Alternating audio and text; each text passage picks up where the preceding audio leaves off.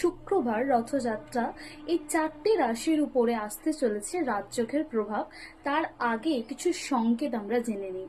যদি আপনারা পুজো করছেন এবং সেইখানে প্রদীপের শিখা উপরে উঠে যাচ্ছে এবং যে ধূপ দিচ্ছেন ঈশ্বরকে, সেই ধূপের ধোঁয়াটা আপনার দিকে বা ঈশ্বরের দিকে যাচ্ছে, এবং হঠাৎ করে রথের দিন কোনো বৃদ্ধ লোকের আগমন বাড়িতে, এটা আপনাদের জন্য খুবই শুভ বলে মানা হয়।